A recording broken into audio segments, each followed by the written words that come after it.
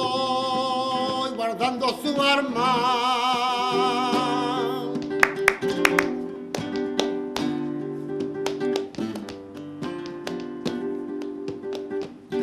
y su arma guardaré,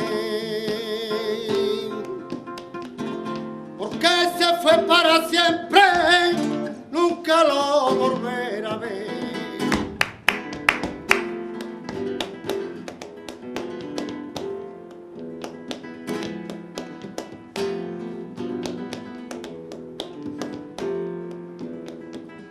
Yo soy la pena del día y ella la noche el dolor, que no consume la idea que no viva entre los dos.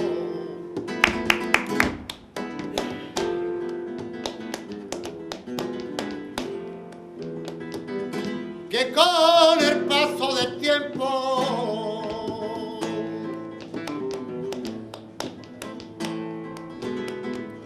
y el poco aliento se acaba, la estrella de la mañana, ay, ay, ay, ya no alumbra mi ventana.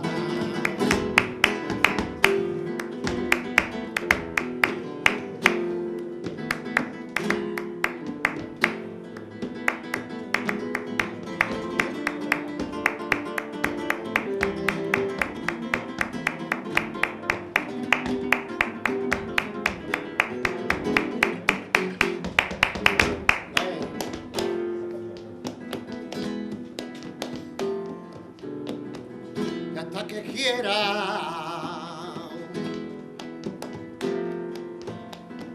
esta venganza mía se meta en mi pecho, en mi soledad, y esperando que llegue el tiempo de volar.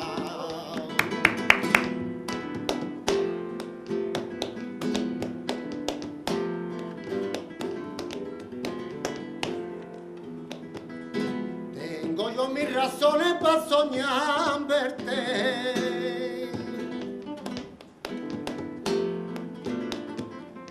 tengo yo mis razones para soñar verte, pero más clavadito que los puñales, los de la muerte, pero más clavadito que los puñales, los de la muerte.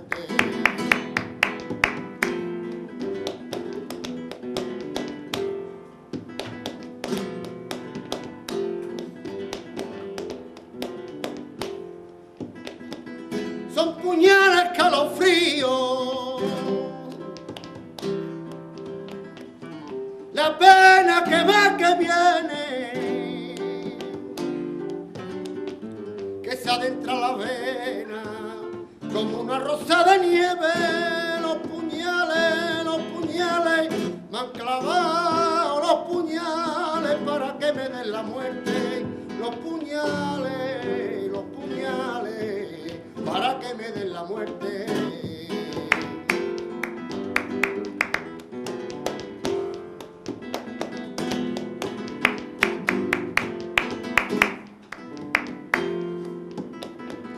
hay el segundo y es de traición,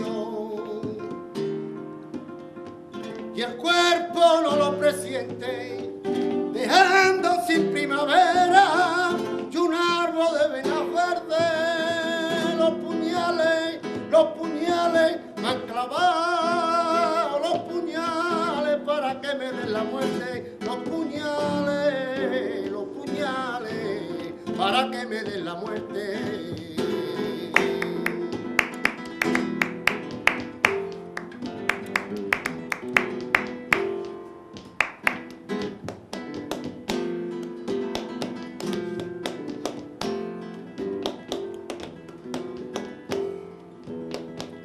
Y el pensamiento cansado vaga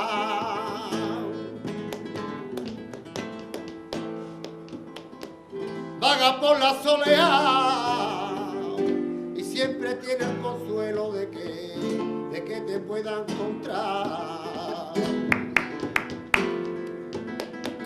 Nadie supo comprenderla, por eso se fue de aquí, buscando nueva frontera, y hasta el aire que la lleva y no quiere volver, que hasta el aire que la lleva y no quiere volver, que hasta el aire que la lleva y no quiere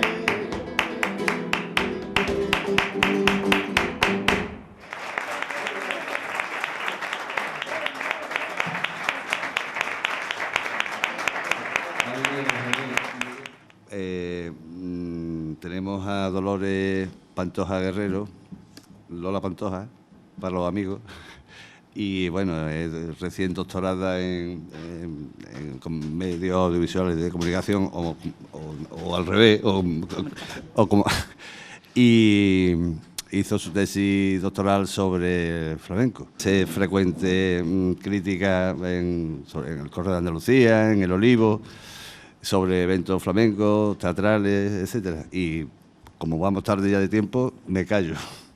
Bueno, Miguel Fajardo nos ha dejado los ánimos muy arriba. Yo espero que no decaiga mucho. Y como ha dicho Miguel, como vamos un poquito ajustados de tiempo, voy a intentar no extenderme demasiado, y lo justo para que daros un poquito la noción de la conferencia que nos ocupa hoy. Se trata, como ha dicho antes Miguel, yo hice mi trabajo de investigación en el marco del programa de doctorado Comunicación y Literatura sobre el cante de cuartito, el flamenco en la Alameda de Hércules en el ámbito de la juerga. Y bueno, es un fenómeno que empieza desde prácticamente los años 20 hasta los años 60. Por eso una parte de ese fenómeno tiene que ver con el tema que ocupa esta jornada, con la República. Bien, voy a hacer una pequeña introducción y hablamos un poquito de lo que fue el barrio sevillano de la Alameda de Hércules. ¿Vale? Aquí tenéis una... No sé si lo veis bien porque tiene mucha luz, pero el Paseo de la Alameda se creó en el siglo XVI, gracias al dinero que entró en la ciudad y el florecimiento que nos dio el monopolio del comercio de las Américas, y lo creó el conde de Barajas, y lo que había antes era una laguna, que por cierto le llamaban la Laguna de la Peste, porque aquí era donde iban a parar todas las aguas residuales de la ciudad. Esto se llenó de cascotes, de ahí que debajo de aquí lo que haya sean muchas corrientes subterráneas. El paseo sufrió, a lo largo de su historia, ha sufrido muchas modificaciones, pero hay una cosa que siempre se ha mantenido, y es que ha mantenido una cara de día y otra cara diferente por la noche. De día el paseo, por la tarde, era un paseo desde que se creó, donde iban a pasear los señores ricos de la ciudad, los militares, pero eso a su vez atraía a bastante de los aleantes o gente que vivía a costa de, que venía al calor de la nobleza, ¿no? En ese sentido, en la Alameda siempre fue de día un paseo respetable y por la noche alojó todo tipo de eventos, incluidas las casas de cita, ¿no? Las prostitutas. También se puede decir que fue un lugar de encuentro. no solo de día, además del paseo, en la Alameda, sobre todo en la época de la República y del principio de la guerra, en la Alameda también había muchas reuniones, manifestaciones. Os voy a poner una fotito que ilustra esto. Esto es el entierro de Joselito el Gallo, ¿no? Pero es que Joselito el Gallo además vivía en la Alameda, toda su familia, porque otra de las circunstancias que son significativas de la Alameda es que alojó a todo tipo de clases sociales. En el centro de la ciudad, dependiendo de la zona, en las calles se instalaban todo tipo de clases sociales. Incluso dentro de una misma casa de vecinos estaba el propietario y había gente con mayor o peor nivel económico, ¿no? Pero sobre todo, por lo que se ha distinguido siempre la Alameda es por ser el barrio chino de la ciudad. La Alameda durante muchísimo tiempo fue siempre la zona de diversión nocturna de la ciudad. Esta es una foto del primer café cantante del Burrero. Esto no estaba en la Alameda. Este café cantante estaba en la calle Tarifa. Estaban los bares, las tabernas, los restaurantes, a donde iban el público de los cafés cantantes una vez que los cafés cantantes cerraban.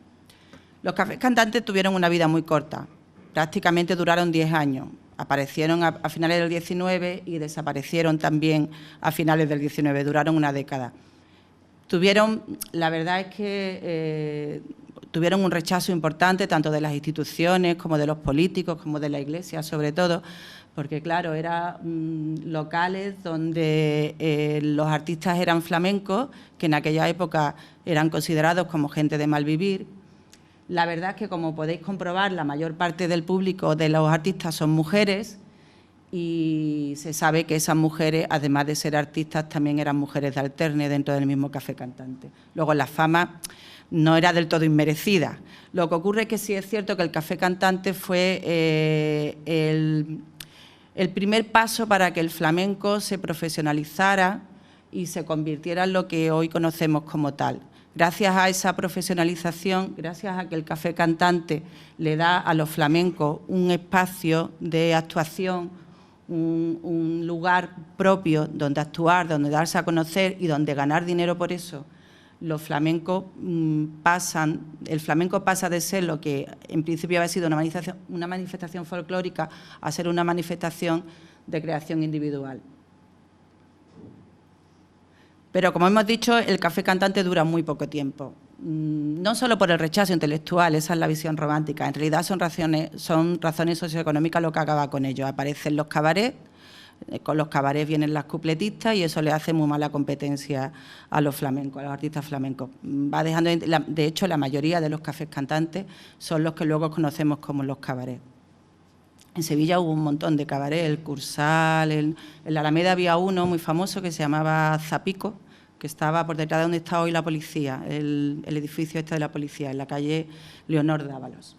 Pues bien, cuando el café cantante desaparece y en el cabaret al principio también recoge algunos números flamencos, pero poco a poco las cupletistas le van ganando la partida. Los flamencos encuentran una forma muy peculiar de ganarse la vida con el cante, que es el ámbito de la juerga.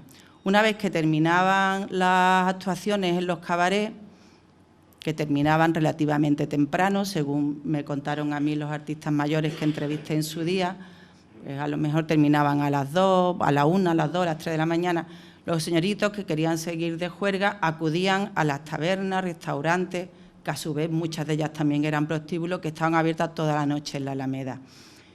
Y no se sabe muy bien cómo, aunque podemos inferir por alguna cita que hemos encontrado que al haber habitado los flamencos el ámbito del café cantante y del cabaret, de alguna manera los flamencos también estaban presentes en ese ámbito y acompañaban a los señoritos en el resto de su juerga y acababan en algunos locales de la Alameda, algunas tabernas. Y poco a poco el ámbito de la juerga del señorito en esos locales se fue conformando en un ámbito plenamente profesional. Sabemos por una cita de Manolo Caracol que nos dice que él veía a su padre cuando él iba al colegio, que él veía a su padre de pequeñito, y estamos hablando de principios del siglo XX, que cuando él iba al colegio su padre estaba de juerga con algún señorito en alguna de las tabernas de la Alameda. Manolo Caracol nació en lo que antes era lo que ahora es el Corral de Esquivel, ¿no? Antes era un antiguo corral. Era el Corral de los Chícharos, creo, se llamaba antes. Bien. ¿Veis? Aquí lo que tenemos es lo que os he comentado antes. Los espacios de actuación, en principio, del flamenco, los espacios plenamente profesionales. Se sabe que antes del Café Cantante también había flamenco en los patios de las tabernas de Triana, también había flamenco en las academias de baile, pero el flamenco tal y como hoy lo entendemos, el corpus del flamenco tal y como hoy lo entendemos y sobre todo el cante, eso es algo que no he especificado, pero hoy os voy a hablar sobre todo del cante más que del baile. Sobre todo el cante, donde se confirma como fenómenos profesionales en el Café Cantante. Más tarde en el cabaret y luego en el ámbito de la juerga. Las juergas se daban en las ventas, los tabernas y los prostíbulos. También había, le llamamos cante de cuartito porque las juergas, tal y como su nombre indica, eran fiestas de los señoritos que habitaban unos reservados que los locales, tanto en las ventas como en las tabernas de la Alameda, pues había unos reservados que le llamaban cuartitos porque tenían un tamaño exiguo, ¿no? Eran reservados que en principio estaban pensados como picaeros, pero que poco a poco la costumbre fue haciendo que los flamencos entraran con los señoritos y con sus amantes en esa juerga para ambientarla. En principio el flamenco allí era un elemento de mera ambientación musical. Estas son las tabernas más conocidas de la Alameda, no sé si os suenan algunas. Casa Morillo, el Pasaje de la Europa, las Siete Puertas, la Sacristía, los Majarones. Casa Morillo, el Pasaje de la Europa, estaba en... Ahora os voy a poner una fotito. Estaba en la Plaza de la Europa y le llamaban... Casa Morillo era el dueño, pero le llamaban el Pasaje de la Europa porque se podía entrar por amor de Dios y salir por el Pasaje de la Europa. Las Siete Puertas todavía podemos encontrar hoy en la Plaza de la Europa. Hay un azulejo grande, no sé si os situáis, que pone Manzanilla no sé qué, estaba ahí y se llamaba las Siete Puertas porque tenía 7 puertas. La sacristía estaba en la calle Santa Ana, se llamaba la sacristía porque antes había sido un antiguo convento, lo cual no deja de ser irónico. Los Majarones estaba al principio de la Alameda. Los Majarones no era una taberna con cuartitos, pero ahí la mayoría de las veces acababan, parece ser, la juerga. Igual que Las Maravillas. La Maravilla era un bar que estaba abierto todo el día y ahí paraba mucho Vallejo. Pero aquí podéis ver que pone Pasaje de la Europa. Esto es una foto de la riada, la última riada de los años 40. ¿Ves? Si os fijáis bien, pone restaurante. Aquí es donde estaba donde está el azulejo, que todavía está hoy en día en la Plaza de la Europa, que es donde estaban las 7 puertas. Fijaros en este dato. Aquí estamos ya en los años 40, ¿eh? Esto es la riada. Casi todo el mundo está hundido en el agua, menos el señorito, que va con su paraguas y lo llevan en carro. Nos vamos a quedar con ese dato para luego. ¿Por qué el flamenco llegó a convertir en un ámbito profesional algo que en principio no es más que un fenómeno un tanto sórdido, ¿no? Porque el triángulo que se movía ahí era el triángulo señorito, artista, prostituta. ¿Qué hace que el flamenco se gane la vida ahí? ¿Por qué el flamenco llega a ese ámbito? Pues bien, para entender las razones tenemos que entender, en primer lugar, las condiciones socioeconómicas en las que vivían inmersos los artistas flamencos de aquella época. Y cuando digo los artistas flamencos de aquella época, estoy diciendo los artistas flamencos más grandes que ha tenido la historia del flamenco. Bueno, ahora también los hay muy grandes, pero los primeros grandes artistas, las primeras grandes figuras, me estoy refiriendo a Chacón, a Manuel Torres, a la Niña de los Peines, a Pepe Marchena, a Cepero, al Niño Ricardo. Todas las grandes figuras de la época dorada del flamenco, de la primera época dorada del flamenco, todos pasaron por la Alameda. ¿Qué hizo que pasaran por allí? Evidentemente sus condiciones socioeconómicas. Para entender las condiciones socioeconómicas tenemos que hacer un pequeño análisis histórico. No me quiero extender mucho aquí porque vamos mal de tiempo, pero no podemos pasar esto por alto, ¿no? Tenemos que entender que Nuestra tierra era una tierra al final del siglo XIX, principios del XX, hasta prácticamente los años 50, había unas grandes desigualdades sociales, unas grandes desigualdades en las clases sociales. Esto se debe a que aquí la transición entre el antiguo régimen y el sistema capitalista se hizo tarde y mal. La transición comenzó con la desamortización de las tierras muertas, que le llamaban, que estaban en manos de la Iglesia fundamentalmente, pero ese proceso en Andalucía lo que hizo fue afirmar el latifundismo. Eso unido a las malas condiciones climatológicas que siempre ha tenido que sufrir el campo andaluz, porque aquí o teníamos épocas de sequía muy largas o de pronto venían las riadas, todo eso hizo que el campo andaluz estuviera lleno de gente que solo tenía trabajo una parte del año, que eran los jornaleros. El fenómeno de los jornaleros es un fenómeno que se da en Andalucía y tampoco en toda Andalucía, en Andalucía occidental. Y se da, es una de las consecuencias del latifundismo, básicamente. Eso hacía que la mayor parte de la economía andaluza estaba sometida a la agricultura y bueno, y casi sigue siendo así. Ahora hemos pasado a la agricultura al sector servicio, pero evidentemente aquí no ha habido nunca ni una industria ni una banca fuerte.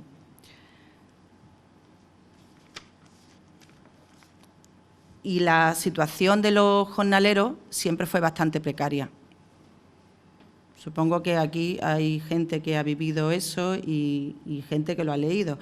Pero por si acaso me he traído una pequeña cita del informe, me voy a retrotraer a finales del siglo XVIII, el informe de Pablo de Olavide, intendente de Andalucía, sobre la agricultura, que se incluyó en el expediente de la ley agraria publicada en 1768. Son los hombres más infelices que yo conozco en Europa, se está refiriendo a los campesinos andaluces. Se ejercitan en ir a trabajar a los cortijos y olivares, pero no van sino cuando los llaman los administradores de los herederos, de las heredades, esto es, en los tiempos propios del trabajo. Entonces, aunque casi desnudos y durmiendo siempre en el suelo, viven a lo menos con el pan y el gazpacho que les dan. Pero en llegando el tiempo muerto, aquel en que por la intemperie no se puede trabajar, como por ejemplo la sobra y falta de lluvias, perecen de hambre, no tienen asilo ni esperanza y se ven obligados a mendigar. Estos hombres, la mitad del año son jornaleros y la otra mitad mendigos.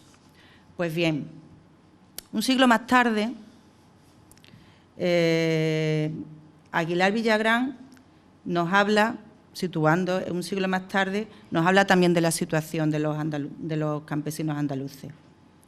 Y recoge un testimonio de los campesinos que dice: nuestra situación es insoportable, todo sube de precio, no podemos ahorrar ni tener satisfacción alguna. Ese pan de que dicen nos hartan es una telera que tiene de todo menos harina. Nuestros hijos no pueden recibir ilustración. Estamos condenados a una inferioridad hereditaria e irremediable. Sabemos que no hay ley que nos ampare y que el alcalde y el juez municipal dan siempre la razón al rico. Estamos cansados de ser bestias, aspiramos a ser hombres. El libro de donde está sacada esta cita es El asalto campesino a Jerez de la Frontera, escrito por José Aguilar Villagrán, por si alguno quiere tener la referencia. Bien, como podéis comprobar, la situación no era nada halagüeña. Justo en esos momentos cuando conocemos la primera eclosión del flamenco, con los cafés cantantes, estamos hablando de finales del siglo XIX. Sabemos que el flamenco se conforma entre finales del siglo XVIII y el siglo XIX, y cuando realmente da el salto a ser un fenómeno profesional, al principio es un fenómeno folclórico que se da dentro del ámbito de la familia, de las ceremonias sociales, y cuando da el salto al ámbito profesional ya es con los cafés cantantes, un poquito antes, también en las academias de baile, pero ya es al finales del siglo XIX. Podemos inferir fácilmente que la profesionalización fue una forma también de los campesinos, o de la mayoría de los primeros flamencos provienen también de familias que se habían ganado la vida en el campo, o eran herreros, que también era un oficio relacionado con el campo. Entonces, podemos inferir fácilmente que fue una forma de salir de la miseria, ¿no? esa miseria del campo atrajo un movimiento migratorio muy fuerte, atrajo un movimiento migratorio a muchísimos inmigrantes a la ciudad, ¿no? Para daros un dato cortito, os diré que la población de Sevilla se incrementó de 148.315 habitantes en 1900 a 312.123 en 1940. Y luego no paró, porque en 1970 había subido a 548.072 habitantes. Como podéis comprobar, la mayoría, toda esa migración, todo ese aumento de la población, teniendo en cuenta que en aquella época había una tasa de mortalidad muy fuerte, tiene mucho que ver con los movimientos migratorios. Y los movimientos migratorios tenían que ver con el tránsito del campesino a la ciudad, intentando salir de sus condiciones de miseria. Ahí nos encontramos a la mayoría de los flamencos que luego fueron figuras. Manuel Torre venía de Jerez, igual que Chacón, igual que la Niña de los Peines, su familia había sido herrera en el Araal, hay quien dice que en el Viso. Bueno, no voy a entrar en esa polémica. Lo que sí que quiero dejar claro es que el flamenco está muy vinculado a la cultura agraria, porque la cultura agraria era la cultura que había en nuestra tierra a finales del siglo XIX y principios del XX. Esa cultura agraria duró prácticamente hasta los años 50 o 60, cuando ya el régimen, con su política aperturista, los polos de desarrollo, se abrió al turismo y a una serie de intentos de industrialización, que no pasaron de intentos, pero bueno, que se quedaron ahí. Pero hasta entonces, Andalucía, sobre todo la parte occidental, depende prácticamente del campo y sigue manteniendo muchos vínculos con su cultura tradicional, su cultura agraria. El flamenco es una clara manifestación de eso. En ese sentido, los flamencos acaban también buscándose la vida en la juerga. Desde el principio habían partido de una economía de supervivencia. Cuando desaparece el café cantante, digamos, a mí no me gusta decir que vuelven a su ámbito natural, porque aunque es cierto que en su nacimiento tenemos registros de que cantaban en las tabernas, en sus reuniones, los gitanos, lo dice Machado y Álvarez, el padre de los Machado, y lo dice también Fernando el de Triana. También Estebanés Calderón, el primer registro escrito que tenemos, habla de una fiesta en Triana, en la taberna. Pero bueno, más que volver a su ámbito natural, yo pienso que se busca la vida donde puede.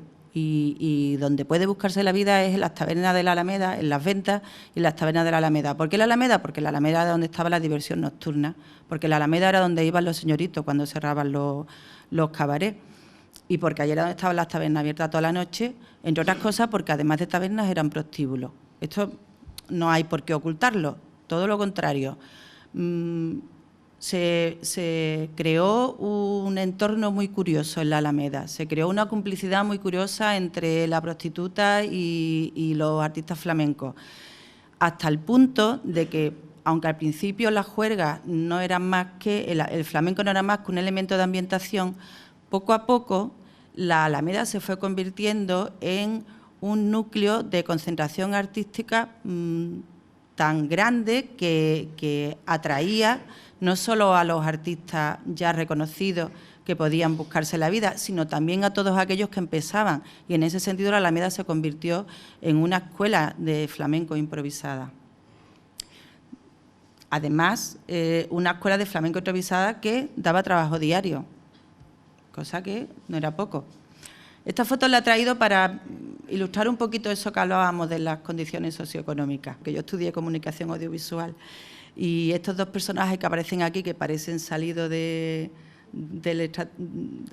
parecen extraterrestres comparados con la realidad en la que están inmersos, son Mary Pickford y Douglas Fairbanks, que son dos estrellas absolutas del cine mudo de Hollywood, de la primera etapa del cine hollywoodiense. Como podéis comprobar, el resto de los integrantes de esta foto se ve muy claro en las condiciones en las que vivían. Esto es el Corral del Conde. La mayoría de la gente, incluidos los artistas flamencos, vivían en corrales o en casas de vecinos. Era la vivienda típica de la gente humilde de nuestra tierra, de nuestra ciudad. Bien, Una vez que ya hemos hecho el marco y hemos justificado o de alguna manera hemos explicado por qué el flamenco se busca la vida, el cante flamenco se busca la vida y es capaz de hacerse grande y de engrandecerse. Os he traído esto, he hecho un pequeño guión del funcionamiento de la juerga. No sé cómo vamos de tiempo, si quieres lo hacemos rapidito, porque para que luego haya un poquito de debate y también podamos cerrar con otro poquito de cante. ¿Vale? Lo tenéis